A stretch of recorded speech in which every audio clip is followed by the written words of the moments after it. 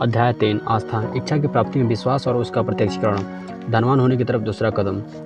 आस्था दिमाग का प्रमुख रसायनज्ञ है। जब आस्था विचारों के कंपन के साथ मिश्रित होती है तो अचेतन मन कंपन को तुरंत ग्रहण कर लेता है, इसे इसके आध्यात्मिक समतुल्य में परिवर्तित करता है और जैसा प्रार्थना के मामले में होता है, इसे अनंत बुद्धिमत्ता को पहुंचा देता है। विश्वास, प्रेम और सेक्स की भावनाएं सभी प्रमुख सकारात्मक भावनाओं में सबसे शक्तिशाली होते हैं। जब तीनों मिश्रित होते हैं तब उनमें विचारों के कंपन के रंग का प्रभाव इस तरह होता है कि यह तुरंत अचेतन मन तक पहुंचता है, जहां वह अपने आध्यात्मिक समतुल्य में बदल जाता है। एकमात्र रूप जो कि अनंत बुद्धिमत्ता से एक प्रतिक्रिया को प्रेरित करता है। प्रेम और विश्वास मानसिक होते हैं, मनुष्य के आध्यात्मिक पक्ष से संबंधित होते हैं। सेक्स विशुद्ध रूप से जैविक है और यह केवल शारीरिक से संबंध है। इन तीन भावनाओं के मिश्रण या सम्मिश्रण का परिमित आदमी के विचारशील मन और अनंत बुद्धि के बीच एक सीधी संचार रेखा खोलने पर प्रभाव पड़ता है। विश्वास कैसे विकसित करें? यहाँ अब एक बयान आता है जो इच्छा के अपने भौतिक या मौद्रिक समतुल्य में रूपांतरण में मान लिए गए स्वतः सुझाव के सिद्धांत के महत्व की एक बेहतर समझ देगा। अर्थात आस्था दिमाग की एक अवस्था है जिसे स्वतः सुझाव के सिद्धांत के माध्यम से अवचेतन मन को निश्चयात्मक कथन या बारंबार निर्देशों द्वारा प्रेरित या निर्मित किया जा सकता है। एक उदाहरण के रूप में उस उद्देश्य पर विचार कीजिए, शायद जिसके लिए आप इस किताब को पढ़ रहे हैं। स्वाभाविक रूप से वह उद्देश्य एवं इच्छा के अमूर्त विचार आवेग को इसके भौतिक समकक्ष पैसे में परिणत करने की क्षमता हासिल करना है। स्वतः सुझाव पर अध्याय में सारांशित रूप में स्वतः सुझाव और अवचेतन मन पर केंद्रित अध्यायों में रखे गए निर्देशों का पालन करके आप अवचेतन मन को सहमत कर सकते हैं कि आप विश्वास करते हैं कि आपको वह प्राप्त होगा जिसकी आप मांग करेंगे, और यह विश्वास पर कार्रवाई करेगा जिसे आपका अवचेतन मन आपको जो आपकी इच्छा है उसे प्राप्त करने की एक निश्चित योजना द्वारा अनुसरित विश्वास के रूप में वापस लौटाएगा। उस विधि का वर्णन करना जिसके द्वारा जहां पहले से ही विश्वास मौजूद नहीं है, एक व्यक्ति इसे विकसित करता है, बेहद कठिन है। वास्तव में यह लगभग उतना ही कठिन है जितना एक अंधे आदमी के लिए लाल रंग का वर्णन करना कठिन होगा जिसने कभी कोई रंग नहीं देखा है, और कुछ भी ऐसा नहीं है जिसके साथ तुलना करके आप उसे वर्णित कर सकते हैं। आस्था दिमाग की एक अवस्था है जिसे आप 13 सिद्धांतों में महारत हासिल करने के बाद इच्छा पर विकसित कर सकते हैं, क्योंकि यह दिमाग की एक ऐसी अवस्था है जो इन सिद्धांतों के लागू करने और प्रयोग करने के माध्यम से स्वेच्छा से विकसित होती है। अपने अवचेतन मन को आदेशों की अभिपुष्टि की पुनरावृत्ति आस्था विश्वास की भावना के स्वैच्छिक विकास का एकमात्र ज्ञात तरीका है। शायद निम्नलिखित विवरण के माध्यम से अर्थ को स्पष्ट किया जा सकता है। जिस तरीके से लोग कभी कभी अपराधी बन जाते हैं, एक प्रसिद्ध क्रिमिनोलॉजिस्ट के शब्दों में कहा गया है, जब लोग पहली बार उस अपराध के संपर्क में आते हैं जिससे वे घृणा करते हैं, यदि वे काफ़ी समय तक अपराध के संपर्क में रहते हैं तो वे इसे करने और इसे सहन करने के आदी बन जाते हैं, और यदि वे काफ़ी लंबे समय तक इसके संपर्क में बने रहते हैं तब वे अंतिम रूप से इसे गले लगा लेते हैं और इससे प्रभावित हो जाते हैं। यह उस कथन के बराबर है कि विचारों का कोई भी आवेग जो बार बार अवचेतन मन में डाला जाता है हो अंत में स्वीकार कर लिया जाता है और अवचेतन मन द्वारा इस पर काम किया जाता है, जो उस आवेग को उपलब्ध सबसे अधिक व्यावहारिक प्रक्रिया द्वारा उसे भौतिक समतुल्य में परिवर्तित कर देता है। इसके संबंध में बयान पर फिर विचार कीजिए। सभी विचार जो भावुकतापूर्ण बना दिए गए हैं, दी गई भावना और आस्था के साथ मिश्रित किए गए हैं, तत्काल अपने आप को अपने भौतिक समतुल्य में परिवर्तित करना शुरू कर देते हैं। विचारों के अंश भावनाएं या अनुभूति के वे कारक हैं जो विचारों को जीवन शक्ति, जीवन और कार्रवाई देते हैं। आस्था, प्रेम और सेक्स की भावनाओं को जब किसी विचारों के आवेग के साथ मिश्रित किया जाता है तो इन भावनाओं में से अकेले कोई भी जोड़ कर सकता है जिसकी तुलना में यह अधिक कारगर होता है।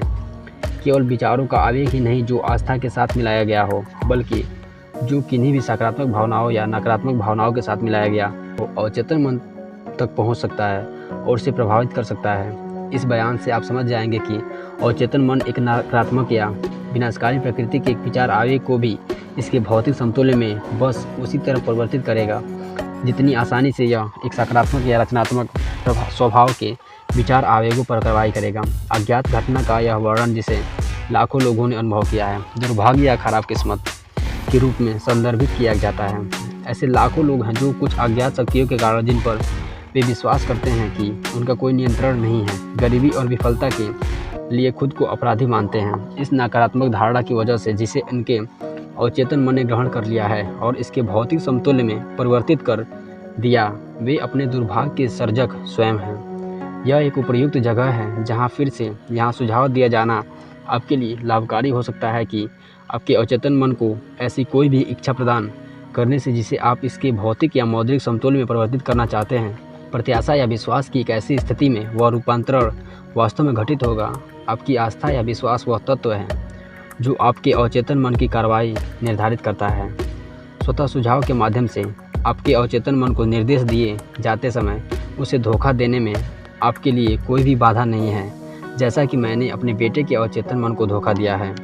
इस छल को अधिक यथार्थवादी बनाने के लिए जब आप इसे अपने अवचेतन मन का आह्वान करते हैं तब बस उसी तरह आचरण करें जैसा आप अब तक करते रहे हैं। अगर वह सामग्री जिसकी आप मांग कर रहे हैं पहले से ही आपके पास होती, अवचेतन मन किसी भी उपदेश को जो आस्था या विश्वास की स्थिति में इसे दिया जाता है जिसे क्रियान्वित किया जाएगा, उपलब्ध सबसे सीधे और व्यवहारिक माध्यम द्वारा इसे भौतिक समतुल्य में परिवर्तित करेगा।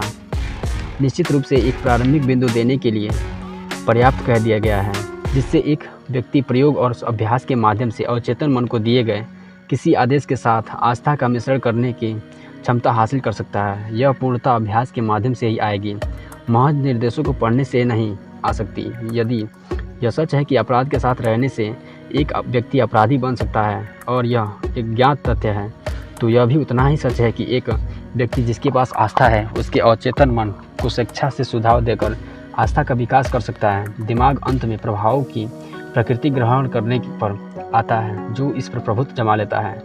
इस सच्चाई को समझे तो आपको पता चल जाएगा कि सकारात्मक भावनाओं को आपके मन पर प्रभावी शक्तियों के रूप में प्रोत्साहित करना और नकारात्मक भावनाओं को हतोत्साहित और समाप्त करना आपके लिए क्यों आवश्यक है।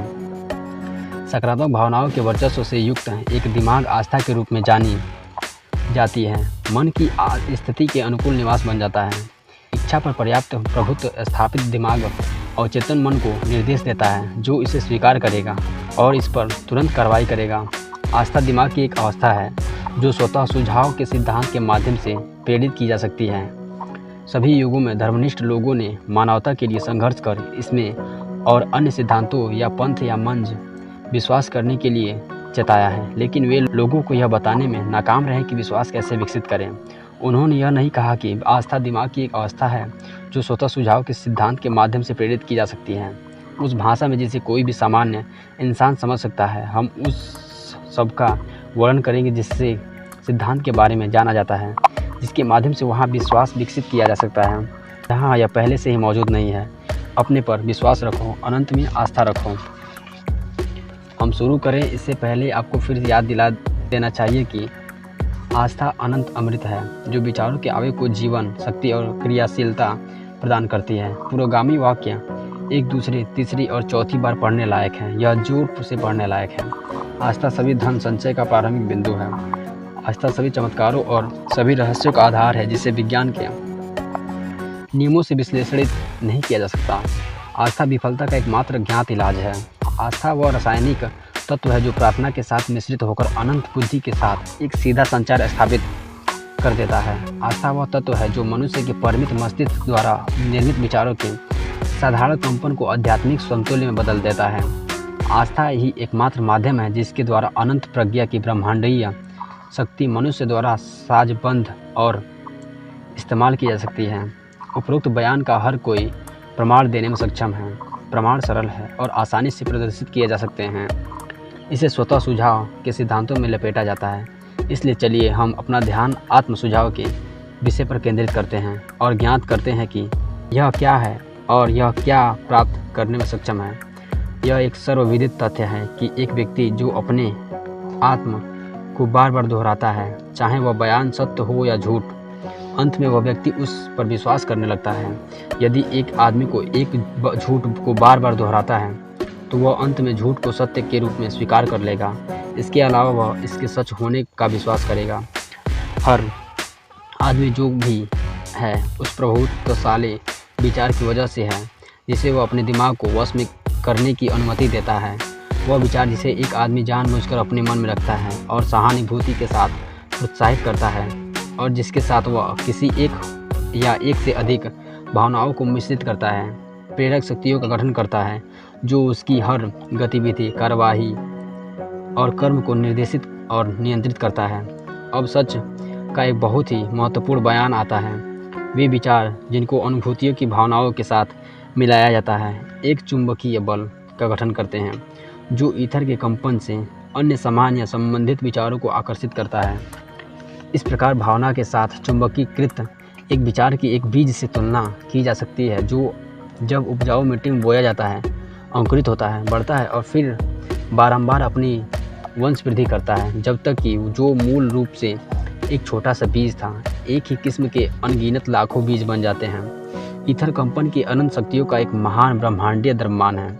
यह विनाशकारी और रचनात्मक कंपनों दोनों से बना है। यह हर समय भय, गरीबी, बीमारी, असफलता, दुख की तरंगों और समृद्धि, स्वास्थ्य, सफलता और खुशी के तरंगों का वहन करता है। निश्चित रूप से उसी तरह जैसे रेडियो के माध्यम से संगीत के सैकड़ों वाद्य यंत्रों की आवाज़ और सैकड़ों मानवों की ध्वनियाँ प्रसारित होती है जिनमें से सभी अपने स्वयं के व्यक्तित्व और पहचान के माध्यम को बनाए रखती हैं। ईथर के महान संग्रह से मानव मस्तिष्क तरंगों को लगातार आकर्षित कर रहा है जो उसके साथ घुल मिल जाता है, जो मनुष्य के मस्तिष्क पर प्रभावी हो जाता है।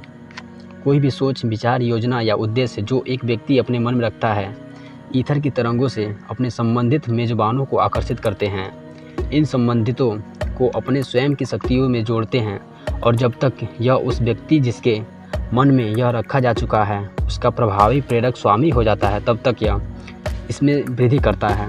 अब हम शुरुआती बिंदु पर वापस चलते हैं और एक विचार, योजना या उससे उद्देश्य के मूल बीज दिमाग में कैसे रोपे जा सकते हैं उसके रूप में सूचित हो जाते हैं। यह जानकारी आसानी से अवगत करा दी गई है।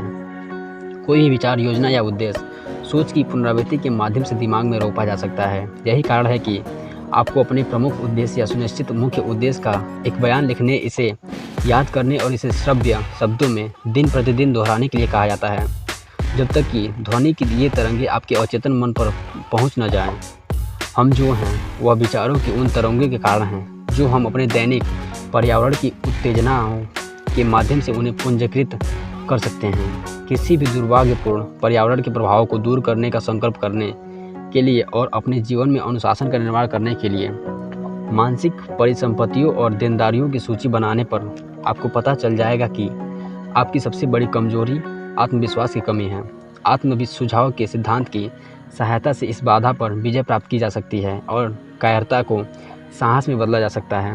इस सिद्धांत का आवेदन लिखित रूप में कहे गए, याद किए गए और आपके मन के अवचेतन सकाय के उपकरण का एक हिस्सा बन जाने तक दोहराए गए सकारात्मक सोच के आवेगों की एक सरल व्यवस्था के माध्यम से किया जा सकता है।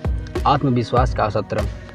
पहला, मुझे पता है कि मेरे पास जीवन में अपने निश्चित उद्देश्य का लक्ष्य प्राप्त करने की क्षमता है, इसलिए मैंने इसकी प्राप्ति की ओर निरंतर कार्रवाई की अपने आप से लगातार मांग करता हूँ और मैं यहाँ और सब इस तरह की कार्रवाई के लिए प्रस्तुत होने का वादा करता हूँ। दूसरा, मुझे एहसास है कि मेरे मस्तिष्क में प्रभावी विचार और अपने आप को अनंत बाहर की ओर भौतिक क्रिया में पुनः प्रस्तुत करेंगे और धीरे धीरे खुद को भौतिक वास्तविकता में बदल देंगे। इसलिए मैं अपने विचारों को दैनिक रूप से 30 मिनट के लिए जैसा बनने का इरादा रखता हूँ ऐसे एक व्यक्ति के बारे में सोचने का कार्य करने पर केंद्रित करूँगा जिससे मेरे मन में उस व्यक्ति का एक स्पष्ट मानसिक चित्र बन जाए। तीसरा, मैं जानता हूँ आत्म सुझाव के सिद्धांतों के माध्यम से कोई भी इच्छा जो कि लगातार अपने मन में रखता हूँ अंत में इसके पीछे की वस्तु प्राप्त करने के कुछ व्यवहारिक साधनों के माध्यम से अभिव्यक्ति की तलाश करेगी। इसलिए मैं दैनिक 10 मिनट अपने आप से आत्मविश्वास के विकास की मांग करने को समर्पित करूँगा। चौथा, मैंने अपने जीवन में निश्चित प्रमुख लक्ष्यों का वर्णन सुस्पष्ट रूप से लिखा है और मैं इसकी प्राप्ति के लिए पर्याप्त आत्मविश्वास विकसित हो जाने तक प्रयास करना कभी बंद नहीं करूँगा।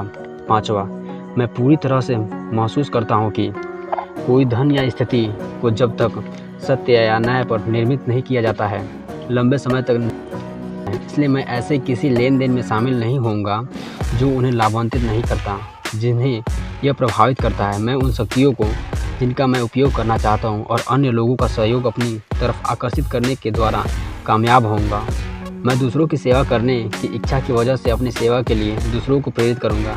मैं पूरी मानवता के लिए प्रेम के विश्वास के द्वारा घृणा, ईर्ष्या, जलन, स्वार्थ और कुटिलता समाप्त करूंगा, क्योंकि मुझे पता है कि दूसरों के प्रति नकारात्मक रवैया मुझे कभी सफल नहीं होने दे सकता। मैं दूसरों को स्वयं में विश्वास करने के लिए प्रेरित करूंगा, क्योंकि मैं उन पर अपने आप में विश्वास करूंगा। मैं इस सूत्र पर अपने नाम का हस्ताक्षर करूंगा, इसे याद रखूंगा और हर दिन एक बार जोर से इसे पूर्ण विश्वास के साथ दोहराऊंगा कि यह धीरे धीरे मेरे विचारों और कार्यों को प्रभावित करेगा, जिससे मैं एक आत्मनिर्भर और सफल व्यक्ति बन जाऊंगा। इस सूत्र के पीछे प्रकृति का जो नियम है, कोई भी आदमी अभी तक उसकी व्याख्या करने में सक्षम नहीं हुआ है। इसने सभी युगों के वैज्ञानिकों को चकित किया है। मनोवैज्ञानिकों ने इस नियम का नाम आत्म सुझाव दिया है और इसे उस पर चलने दिया है। वह नाम जिसके द्वारा एक व्यक्ति इस नियम को जानता है कम महत्व का है। इसके बारे में महत्वपूर्ण तथ्य यह है कि यदि इसका रचनात्मक प्रयोग किया जाता है तो यह मानव जाति की महिमा और सफलता के लिए काम करता है। वहीं दूसरी ओर यदि विध्वंसपूर्ण इस्तेमाल किया जाता है तो यह बड़ी आसानी से नष्ट कर देगा। इस बयान में बहुत ही महत्वपूर्ण सच्चाई पाई जा सकती है, अर्थात उनके जो हार गए हैं और उनका जीवन गरीबी, दुख और संकट में समाप्त हो गया है। ऐसा आत्म सुझाव के सिद्धांत के नकारात्मक आवेदन के कारण हुआ है। इसका कारण इस तथ्य में पाया जा सकता है कि विचार के सभी आवेगों की खुद को अपने भौतिक समतुल्य में बदलने की प्रवृत्ति होती है। अवचेतन मन वह रासायनिक प्रयोगशाला जिसमें सभी विचारों, आवेगों को संयुक्त किया और भौतिक वास्तविकता में बदलने के लिए तैयार किया जाता है। रचनात्मक और विनाशकारी विचार आवेगों के बीच कोई अंतर नहीं करता है। यह हमारे विचारों, आवेगों के माध्यम से उस सामग्री के साथ काम करता है जो हम इसे खिलाते हैं। अवचेतन मन भय से संचालित एक विचार को हकीकत में बदल देगा उतना ही सरलता से जितनी सरलता से साहस या विश्वास के द्वारा संचालित एक विचार को यह हकीकत में बदल देगा। चिकित्सा इतिहास के पृष्ठ सांकेतिक आत्महत्या के मामलों के उदाहरणों से संपन्न है। एक आदमी नकारात्मक सुझाव के माध्यम से उतने ही प्रभावशाली रूप से आत्महत्या कर सकता है जितना किसी अन्य माध्यम से। एक मध्य पश्चिमी शहर में एक जोसेफ ग्रांट नाम के व्यक्ति एक बैंक अधिकारी ने निर्देशों की सहमति के बिना की बैंक के पैसे के लिए उसने जुए के माध्यम से पैसा खो दिया। एक दोपहर बैंक परीक्षक आए और खाते की जांच करना शुरू किया। ग्रांट ने बैंक छोड़ दिया, एक स्थानीय होटल में एक कमरा ले लिया और 3 दिन बाद उन्होंने उसे खोज लिया। वह बिस्तर पर पड़ा था, रोते और कहारते हुए बार बार इन शब्दों को दोहरा रहा था, हे भगवान, यह मुझे मार डालेगा, मैं अपने अपमान का बर्दाश्त नहीं कर सकता। थोड़े समय बाद वह मर गया। डॉक्टरों ने इस मामले को एक अस्पष्ट मानसिक आत्महत्या कहा। जैसे यदि बिजली रचनात्मक तरह से इस्तेमाल किए जाए तो उद्योग की पहिए को चलाती है और उपयोगी सेवाएं प्रस्तुत करती है, और यदि गलत तरीके से इस्तेमाल किया जाए तो जीवन नष्ट कर देगी। इसी प्रकार इसके बारे में आपकी समझ और अनुप्रयोग की मात्रा के अनुसार आत्म सुझाव आपको शांति और समृद्धि की ओर या नीचे दुख, विफलता और मौत की घाटी में ले जाता है। यदि आप अपने दिमाग को भय, शक और अनंत बुद्धि की शक्ति के साथ जोड़ने और उसका प्रयोग करने की अपनी योग्यता में विश्वास से भर लेते हैं तो आत्म सुझाव का नियम इस अविश्वास की भावना को ग्रहण कर लेगा और एक पैटर्न के रूप में इसका प्रयोग करेगा, जिसके द्वारा आपका अवचेतन मन इसे भौतिक समतुल्य में बदल देगा। यह कथन उतना ही सच है जितना 2 या 2-4 का कथन है। हवा की तरह जो एक जहाज को पूर्व में और अन्य को पश्चिम में ले जाती है। आत्म सुझाव के नियम आपको ऊपर उठा देंगे या नीचे खींच लेंगे, आपके विचार की पाल को लगाने के तरीके के अनुसार। आत्म सुझाव के नियम जिसके माध्यम से कोई भी व्यक्ति उपलब्धियों की ऊंचाई तक उठ सकता है, जो कल्पना को विचलित कर सकता है, निम्नलिखित पदों में अच्छी तरह से वर्णित है। यदि आपको लगता है कि आप परास्त हो गए हैं तो आप हो गए हैं हो। यदि आप सोचते हो कि आप हिम्मत नहीं करते हो तो आप नहीं करते हैं। यदि आप जीतना चाहते हैं लेकिन आपको लगता है कि आप नहीं कर सकते, यह लगभग तय है, आप नहीं कर पाएंगे। यदि आप सोचते हैं आप खो देंगे तो आप खो चुके हैं। दुनिया से बाहर के लिए हम खोजें। सफलता एक साथी की इच्छा के साथ शुरू होती है। यह सब मन की स्थिति होती है। यदि आप सोचते हैं कि आप बेहतर हैं तो आप हैं। उत्थान के लिए आपको ऊंचा सोचना होगा। आपको स्वयं के बारे में पहले यकीन करना होगा, फिर आप कभी भी एक पुरस्कार जीत सकते हैं। जीवन की लड़ाई हमेशा ज़्यादा मजबूत या ज़्यादा तेज़ आदमी के पास नहीं जाती है, लेकिन जल्द ही या देर से आदमी जो जीतता है वह होता है जो सोचता है कि वह कर सकता है। उन शब्दों का निरीक्षण करें जिन पर जोर दिया गया है और आप वे गहरे अर्थ पकड़ लेंगे जो कभी के मन में थे। कहीं आपके मेकअप में, शायद आपके मस्तिष्क की कोशिकाओं में उपलब्धि के बीज सोए पड़े हैं, जिन्हें यदि जगाया जाए और कार्रवाई में डाला जाए तो आपकी पाएंगे, जैसा कि शायद आपने कभी पाने की उम्मीद भी नहीं की होगी। बिल्कुल जैसे एक संगीतज्ञ संगीत की खूबसूरत धुनों को एक वायलिन के तारों में से छोटे छोटे अंशों से निकलवाता है, ऐसे ही आप अपने दिमाग में सोई हुई प्रतिभा को जगा सकते हैं और इससे खुद को अपने किसी भी लक्ष्य को पाने के लिए प्रेरित करवा सकते हैं।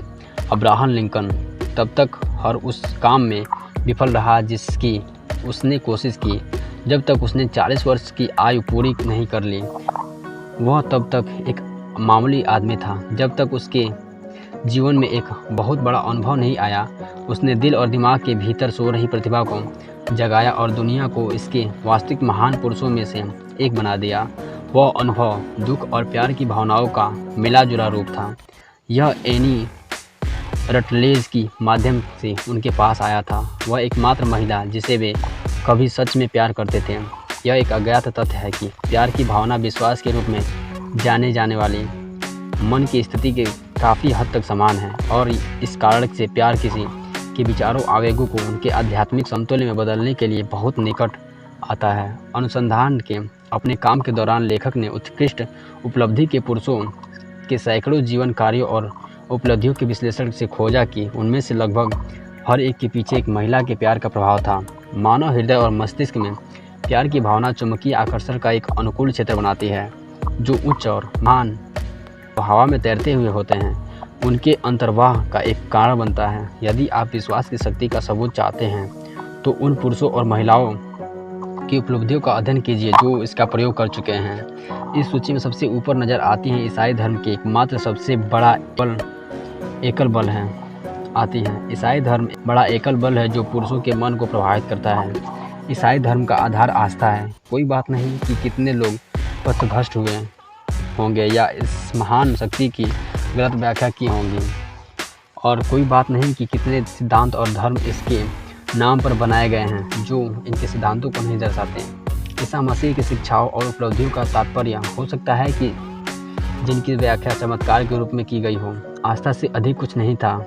यदि चमत्कार के रूप में ऐसी कोई भी अजीबोगरीब घटना है तो वे केवल आस्था के रूप में जानी जाने वाले मन की स्थिति के माध्यम से उत्पादित की जाती है। कुछ धर्म के शिक्षक और कुछ जो खुद को ईसाई कहते हैं न तो आस्था को समझते हैं और न ही उसका अभ्यास करते हैं। चलो विश्वास की शक्ति पर विचार करें।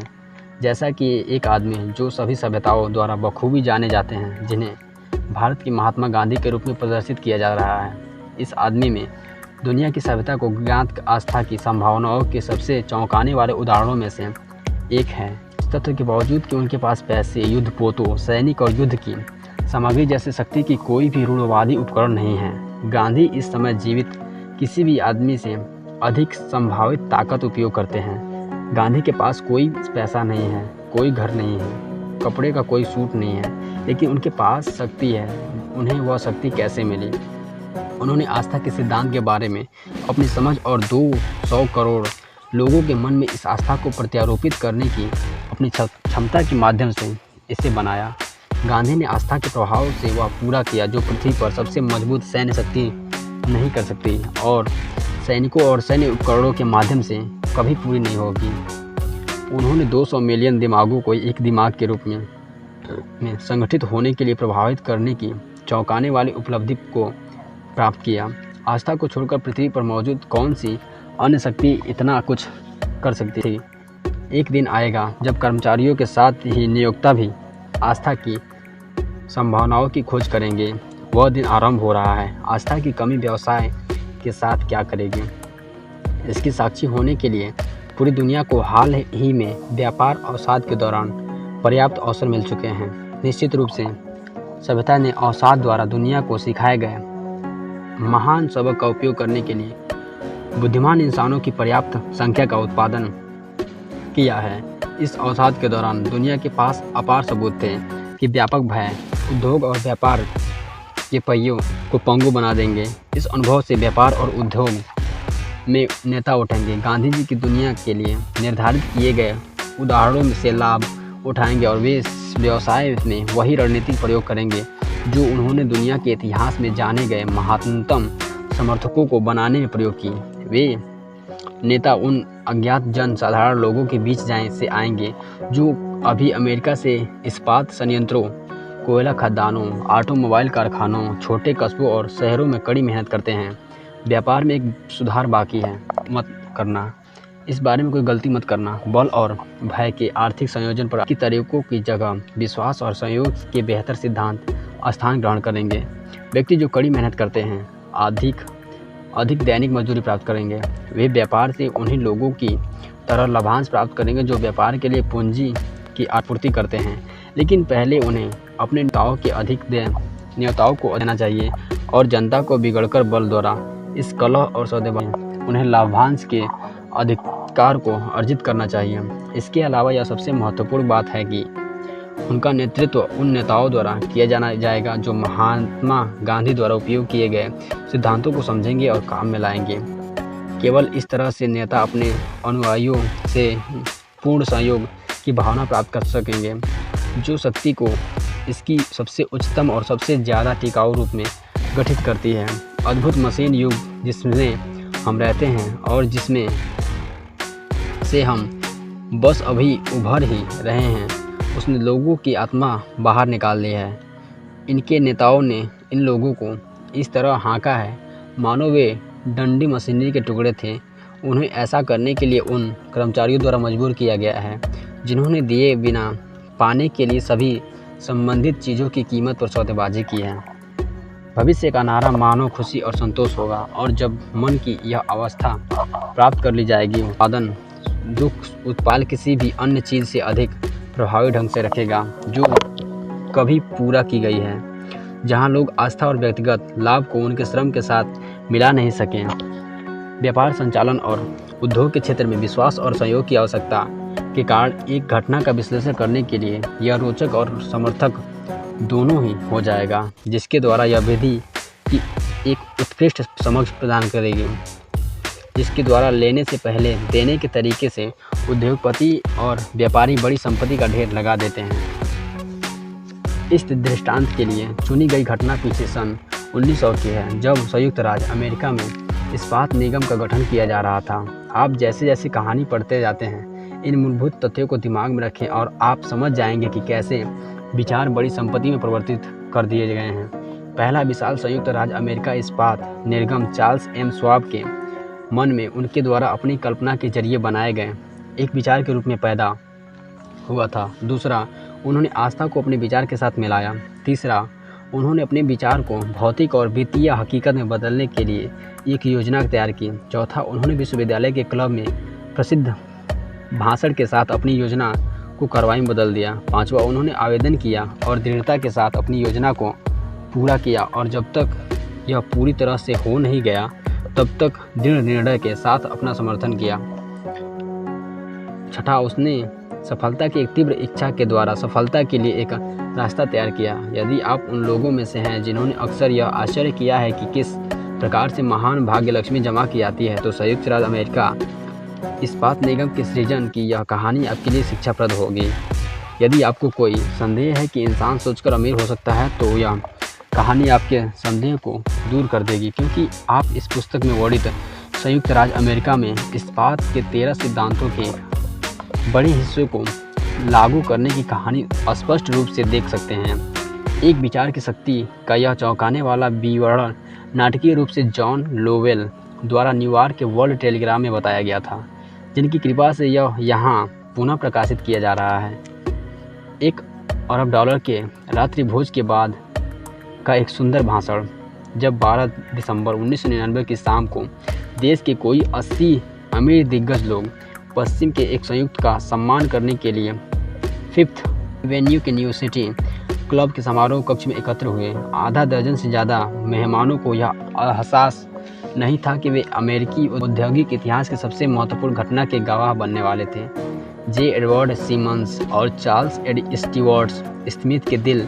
पीटर्सबर्ग की एक हाल की यात्रा के दौरान चार्ल्स ए श्वाब द्वारा उनके लिए किए गए भव्य आतिथ्य के लिए आभार से भरे हुए थे, जिन्होंने पूर्वी बैंकिंग के 38 वर्षीय फौलादी आदमी का परिचय कराने के लिए रात्रि भोजन की व्यवस्था की थी। लेकिन उन्हें उस सम्मेलन के खलबली मचने की बिल्कुल भी उम्मीद नहीं थी। उन्होंने उसे वास्तव में चेतावनी दी थी कि न्यूयॉर्क के रूढ़िवादी व्यक्ति वक्तृत्व को पसंद नहीं करेंगे और कि यदि वह स्टीलमैन, हरीमन और वाल्डर बीट को उबाना नहीं चाहेंगे तो बेहतर होगा कि वे खुद विनम्र सेखी को 15 या 20 मिनट तक सीमित कर दें और उसके बाद जाने दें। यहाँ तक कि जॉन पियर पॉर्ट मॉर्गन शाही प्रतिष्ठा के चलते श्वाब के दाईं ओर बैठे हुए केवल थोड़े समय के लिए अपनी उपस्थिति में से भोज की मेज़ की शोभा बढ़ाना चाहते थे। जहाँ तक अब प्रेस और जनता का सवाल था, पूरा मामला इतने कम समय का था कि अगले दिन प्रिंट में यह अपने लिए कोई जगह नहीं बना पाया। तो दो मेज़बान और उनकी विशिष्ट अतिथियों ने सामान्यतः 7 या 8 अन्य तरह का भोजन अच्छी तरह से खा लिया। इस बीच में थोड़ी बहुत बातचीत हुई थी और जो भी हुई नियंत्रित कर ली गई। कुछ एक बैंकरों और दलालों ने श्वाब से मुलाकात की थी, जिनका कैरियर मोनोगाहेला के किनारे पर खिला था और कोई भी उसे अच्छी तरह से नहीं जानता था। लेकिन शाम समाप्त होने से पहले वे उसके साथ मनी मास्टर का दिल चुराया जाना था और $1 अरब के बेबी संयुक्त राज्य अमेरिका इस्पात निगम की कल्पना की जानी थी। इतिहास की खातिर यह शायद दुर्भाग्यपूर्ण है कि शायद रात के खाने पर चार्ली श्वाब के भाषण का कोई रिकॉर्ड कभी नहीं बनाया गया। उन्होंने शिकागो के बैंकरों की एक ऐसी बैठक के दौरान बाद की एक तारीख पर इसके कुछ भागों को दोहराया। फिर बाद में भी जब सरकार स्टील ट्रस्ट को भंग करने के लिए निवेदन लाई तो उन्होंने गवाह स्टैंड से प्रतिक्रिया का अपना खुद का वृत्तांत दिया, जिन्होंने वित्तीय गतिविधियों की एक नई उम्मीद में मॉर्गन को उत्तेजित कर दिया। संभावित है कि यह कुछ चुटकुलों से भरा है और वाक्य पटुता में पिरोया अव्याकरणिक। श्वाब ने भाषण की बारीकी की कभी परवाह नहीं की थी। एक घरेलू भाषण था, लेकिन इसके अलावा इसमें भोजन करने वालों द्वारा प्रस्तुत $5 मिलियन की अनुमति पूंजी पर एक बिजली उत्पन्न करने वाली शक्ति और प्रभाव था। इसके समाप्त होने के बाद भी सभा अभी भी इसके जादू से मंत्रमुग्ध थी। हालांकि श्वाब ने 90 मिनट तक बात की थी।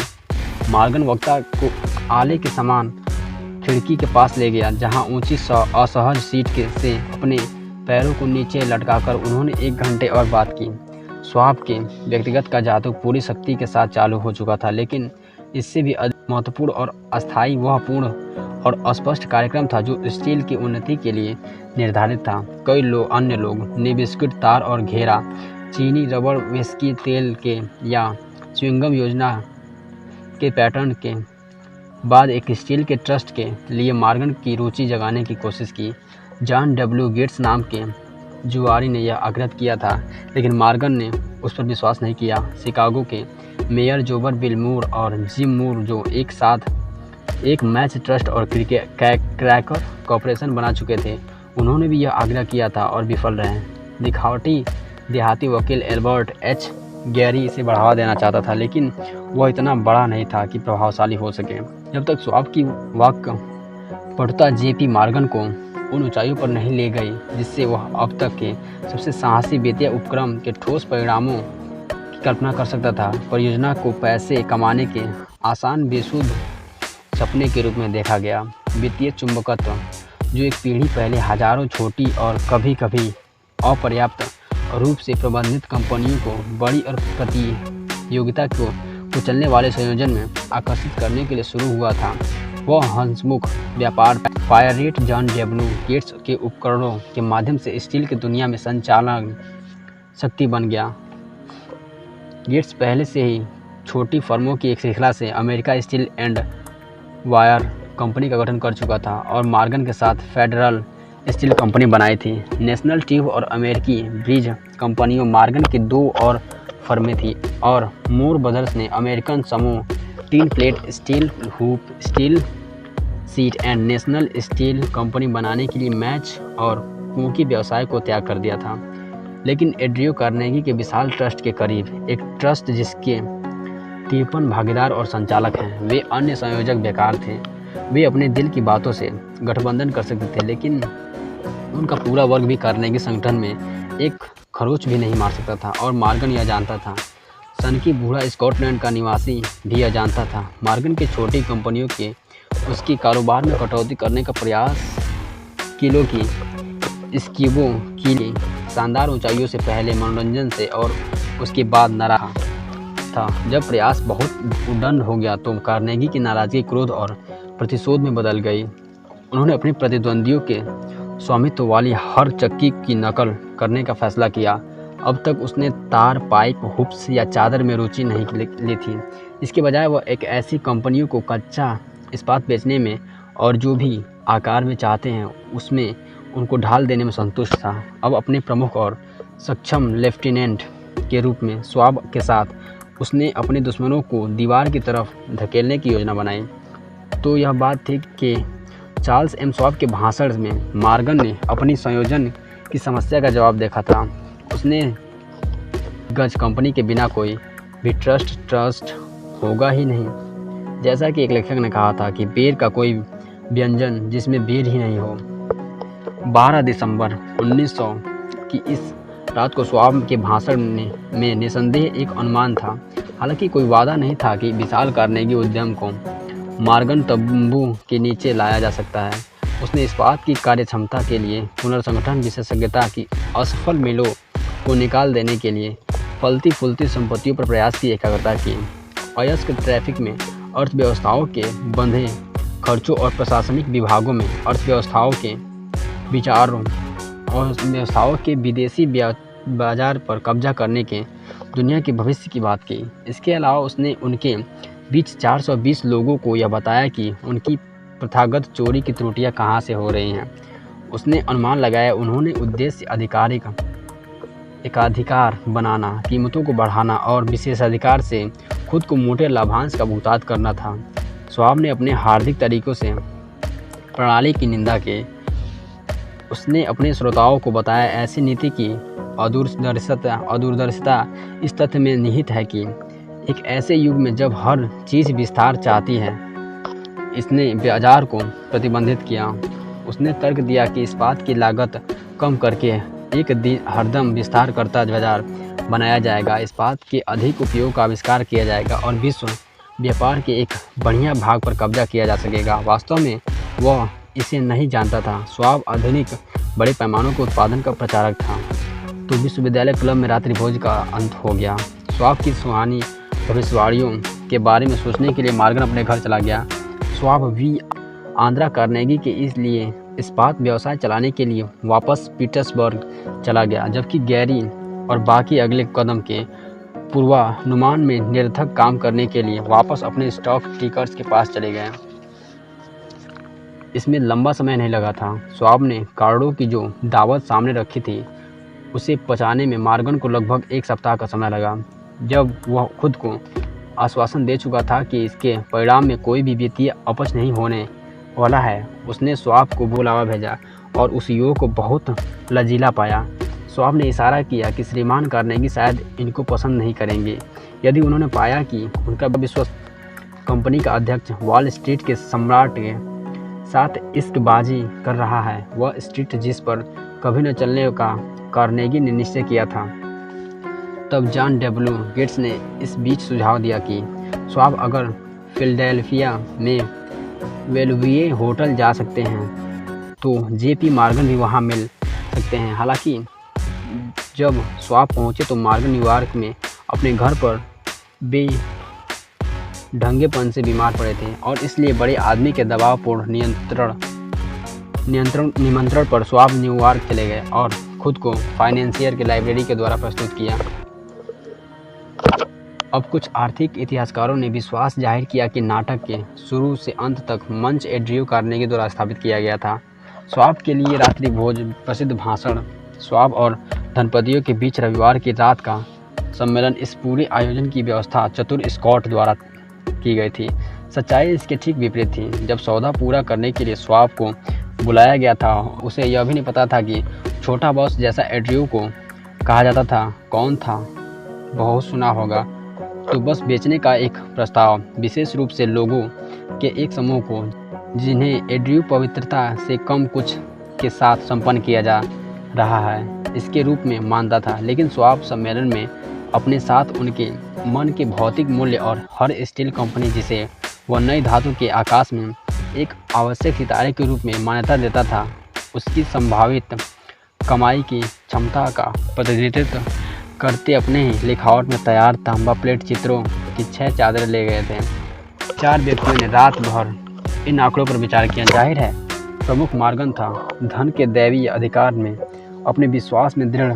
उसके साथ उसका अभिजात साथी रॉबर्ट बेकन था, एक विद्वान और एक सज्जन। तीसरा जॉन डब्ल्यू गेट्स था, जिसे मार्गन की एक जुआरी के रूप में अपमानित और एक उपकरण के रूप में इस्तेमाल करता था। चौथा स्वाब था, जिसे इस्पात के निर्माण और बिक्री की प्रक्रिया के बारे में वहाँ पूरे समूह में मौजूद लोगों में से किसी की भी तुलना में अधिक पता था। उस पूरे सम्मेलन के दौरान पीटर्सबर्ग के आंकड़े के बारे में पूछताछ कभी नहीं की गई थी। यदि उसने कहा कि एक कंपनी बहुत मूल्यवान थी, वह बहुत मूल्यवान थी, बस और कुछ नहीं। केवल अपने द्वारा नामित चिंताओं को संयोजन में शामिल करने पर वह बहुत पूर्ण आग्रहपूर्ण था। उन्होंने एक ऐसे निगम की कल्पना की थी जिसमें कोई दोहराव नहीं था होगा, दोस्तों के लालच को पूरा करने के लिए भी नहीं, जो अपने कंपनियों को व्यापक मार्गन आधार पर उतारना चाहते हैं। इस प्रकार उसने कई बड़े व्यवसायों को डिजाइन से बाहर छोड़ दिया, जिस पर वॉल स्ट्रीट के वालरसों और बढ़इयों ने भूखी निगाहें डाली हुई थी।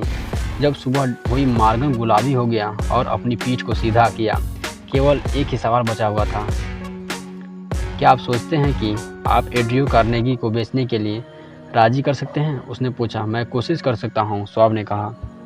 अगर आप उसे बेचने के लिए मना सकते हैं तो मैं इस मामले की जिम्मेदारी ले लूँगा, मार्गन ने कहा। अब तक सब कुछ ठीक है, लेकिन क्या कार्नेगी बेचेंगे?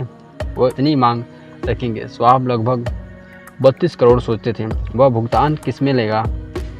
साधारण या पसंदीदा स्टॉक्स, बॉन्ड, नगद? कोई भी $1 अरब का 1/3 नगद में नहीं इकट्ठा कर सकता। जनवरी में ठंड से ठीक उठते वेस्टचेस्टर में सेंट एंड्रयूज लिंक की हीथ पर ठंड के खिलाफ स्वेटर में लिपटे हुए एंड्रयू और वाचालता से बात करते हुए चार्ली के साथ हमेशा की तरह उनकी आत्माओं को ऊंचा बनाए रखने के लिए एक गोल्फ खेल आयोजित था। जोड़ी के कार्नेगी कुटीर की आरामदायक गर्मी में बैठ गए जाने तक कारोबार का कोई भी शब्द मुश्किल से ही बोला गया था। फिर उसे प्रबोधकता के साथ, जिससे विश्वविद्यालय के क्लब में 80 करोड़पति सम्मोहित थे, स्वाब ने बूढ़े आदमी के सामाजिक मौजों को संतुष्ट करने के लिए सुख साधनों में से एवं निवृत्ति के अनकहे लाखों शानदार वादों को उड़ेल दिया। कार्नेगी ने एकदम से हथियार डाल दिए, कागज की एक पर्ची पर अंक लिखकर स्वाब को सौंप दिया और कहा, ठीक है, हम उसे बेच देंगे। आंकड़ा लगभग 40 करोड़ था।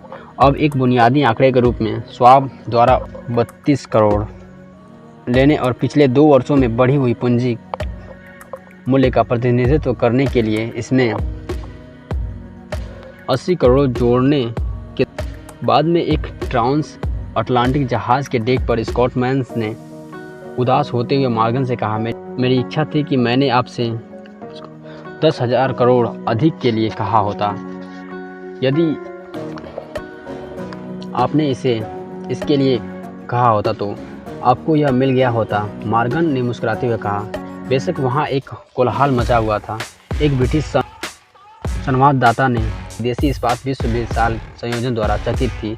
येल के राष्ट्रपति हैडली ने घोषित किया कि जब तक ट्रस्ट विनियमित थे, देश अगले 25 वर्षों के भीतर वाशिंगटन में एक साम्राज्य के होने की उम्मीद कर सकता था। लेकिन वह सक्षम शेयर दलाल कीन इतनी सख्ती से जनता पर नया शेयर डेलने के अपने काम पर लग गया था कि कुछ लोगों द्वारा अनुमानित अतिरिक्त पानी लगभग 60 करोड़ पर एक जगमगाहट में समाहित कर लिया गया।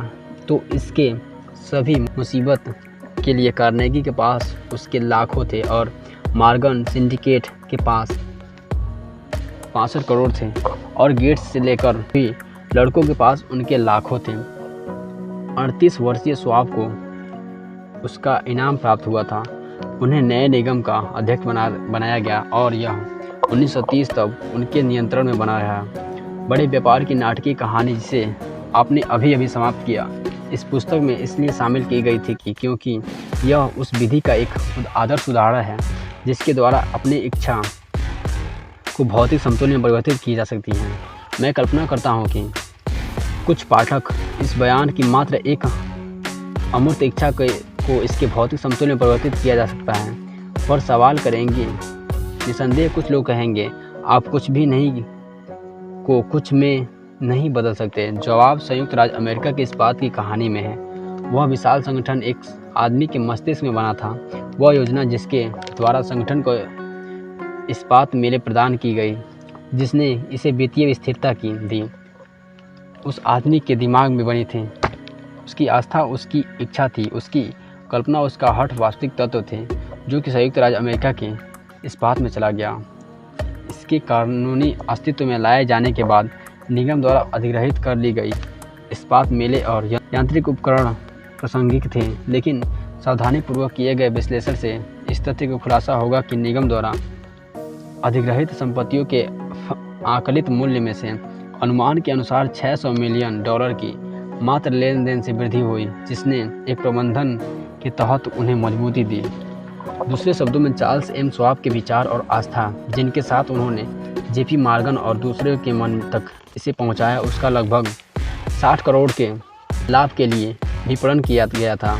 एक अकेले विचार के लिए यह एक तुच्छ राशि नहीं है। कुछ लोगों को क्या हुआ जिन्होंने इस लेन देन से बने लाभ के करोड़ डॉलर के अपने हिस्से को प्राप्त कर लिया। यह एक ऐसा मामला है जिसके साथ हम अब संबंध नहीं हैं।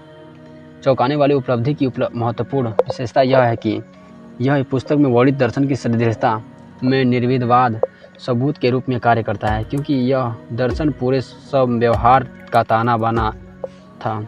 इसके अलावा दर्शन की उपयोगिता इस तथ्य से स्थापित होती है कि संयुक्त राज्य अमेरिका इस्पात निगम समृद्ध हो गया और हजारों लोगों को रोजगार देकर इस्पात के नए उपयोग का विकास करके और नए बाजार खोलकर अमेरिका में सबसे अमीर और शक्तिशाली कंपनियों में से एक बन गया। इस प्रकार साबित करता है कि 60,000 करोड़ लाभ में है जो श्वाब की अवधारणा ने अर्जित किया था। संपत्ति सोच के रूप में शुरू होती है। मात्रा केवल उस एक व्यक्ति द्वारा ही सीमित होती है जिसके मन में सोच प्रस्तावित होती है। आस्था सीमाओं को हटा देती है।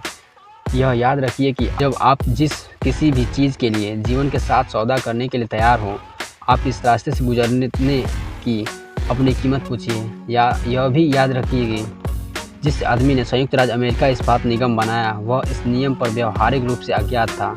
अपने प्रसिद्ध विचारों को जन्म देने तक वह केवल एंड्रयू कार्नेगी का सेवक था। उसके बाद वह जल्द ही सत्ता, शोहरत और धन के एक पद तक पहुंच गया। मन की कोई सीमा नहीं होती सिवा उनके जिन्हें हम स्वीकार करते हैं। गरीबी और धन दोनों सोच की संतानें हैं।